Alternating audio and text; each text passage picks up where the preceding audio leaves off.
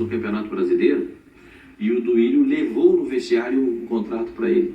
Você sabe disso? Sim. Levou e falou, perdemos para o maior rival, mas está aqui o contrato de mais um ano para você assinar. Quero. E ele se assustou, falou, como é que eu perdemos para o maior rival? O senhor está querendo renovar o meu contrato? Ele falou, sim, pelo trabalho, não é pelo jogo. Acho que por isso que sempre é melhor você ser transparente, ser claro, mesmo que vá doer no primeiro momento, mas depois ele, na minha opinião, ele quis fazer uma média, na minha opinião, sendo bem claro até que é um caso delicado, que é um caso de família, de doença, da sogra. Ele quis fazer uma média. Não vou recusar o Corinthians. Vou falar isso. Deu uma declaração infeliz, porque a realidade não é essa. Se ele está voltando para o Flamengo... É porque... dias depois. Exatamente. E para um treinador que é o comandante e que tem que tomar decisões difíceis, vai chegar no Djalma, eu não vou te botar hoje, porque taticamente aqui, mas continua trabalhando que a tua chance vai voltar. Cara, se tu não falar a verdade, tu vai estar empurrando um problema com a barriga que ele vai crescer ainda mais. Então, se o cara como treinador, ele tem que ter essa frontalidade, ele tem que ter a coragem de falar abertamente. E o que o João falou, se ele não fosse no Corinthians, ele tinha que dizer, cara, eu não quero ficar porque eu tenho uma proposta melhor. Tá falando de transparência, né? Porque eu não quero, obrigado, cumpri meu contrato, era um ano, cumpri meu contrato. Fui aqui, assinar um ano, fiquei aqui um ano. Como se não tivesse bom, vocês não renovariam comigo e tranquilo. Exatamente. Agora, esse ponto da transparência, essas coisas que ele fala em coletiva, falou do Roger Guedes, falou do Cantinho, falou não sei mais de quem, Do e no Flamengo, William, do William, do Fagner. e no Flamengo, hein? Chegar no Flamengo e tiver que falar alguma coisinha ali do Pedro, do Arrascaeta, ou do Everton Ribeiro, ou do Felipe. Ô William, eu vou falar um negocinho pra você. Sabe aquele dia do jogo contra o Atlético Goianiense? Que o Corinthians perdeu e ele disse que o time jogou com a barriga cheia? Por causa do jogo do Atlético Mineiro. Tá lembrado disso? Lembro, claro. Teve jogador que correu em cima dele. Teve jogador que no vestiário correu em cima dele.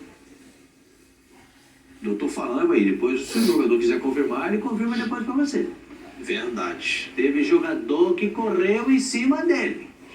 Vamos pro intervalo pra falar. Vamos logo, né? Vamos Não, porque tem que falar a real. Manda no WhatsApp. No Flamengo, você precisa de um entendimento do contexto. Paulo Souza se atrapalhou um pouquinho também com esse negócio No aí, viu? entendimento do contexto, precisa entender. Ele faz a preleção às 7 da noite, o jogo é às 9. E ele só dá a escalação de quem vai jogar às 7 da noite. O cara não sabe nem no treino se ele vai jogar ou não. Existem algumas situações que o Vitor Pereira vai ter que se adaptar ao Flamengo. Porque o Flamengo tem jogadores ilustres, multicampeões, estrelas, que ele não pegou ainda pela frente. Então ele vai ter que se adaptar a essa circunstância. Não sei, pelo temperamento dele, pelo que eu sei do temperamento dele, pelas pessoas com quem eu converso, se ele vai conseguir se adaptar a essa situação. Desculpa, E um baita movimento que fizeram foi trazer o Mário Monteiro de volta, preparador do Jesus. Eu trabalhei com o Mário em Portugal, é um cara assim, gente boa demais, super bem quisto. Então ele pode ser esse elo aí para conseguir fazer essa inserção do Vitor com ele. A diplomacia, né? Diplomacia. Ô Zinho, eu quero te ouvir aí, hein? Se chegar do mesmo jeito no Flamengo, do jeito que foi no Corinthians, eu acho que aí vai azedar, hein, Zinho? Mas se ele fizer o trabalho dentro de campo que ele fez no Corinthians, ele vai dar muito certo no Flamengo. Assim, essa questão a gente está falando do comportamento fora do campo dele, né? Que eu também não vou julgar ainda antes de escutar a versão dele. Isso. Eu estou muito ouvindo, assim, a palavra que ele disse que estava indo embora por causa do problema de saúde da sogra dele, mas ele foi. Aí a gente está aqui julgando, né? A gente não, né? Tem ouvido todo mundo falando e até eu também fiquei assim, cara, estranho, surpresa.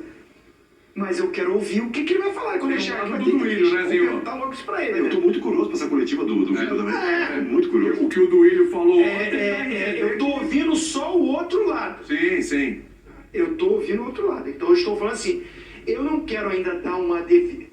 Só ouvir o outro lado, e o que ele falou que ia embora por causa disso, eu também tô com todo mundo. Caramba, pegou mal.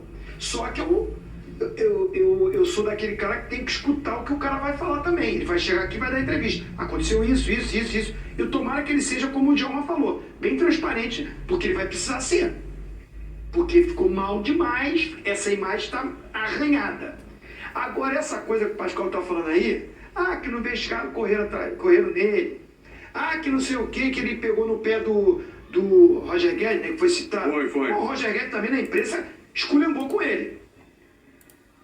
Lembra quando o Roger Guedes fez 2 gols no jogo, ele fez 2 gols e foi para a preleção e expôs o cara. E o cara não barrou o Roger Guedes por causa disso. Eu não sei como é que foi a conversa dos dois depois disso. Então tem fala lá, fala aqui, eu já vivi dentro do vestiário, já vi de muitas coisas.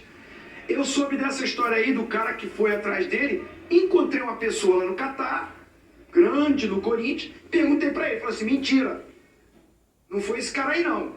Aí eu tô doido pra encontrar o Pascoal, vou perguntar pro Pascoal qual é o nome desse jogador, pra ver se é o mesmo que eu fiquei sabendo. Porque uma pessoa grande do Corinthians, uma pessoa grande do Corinthians falou assim, esse daí, não vou nem usar a palavra que o cara usou pra mim.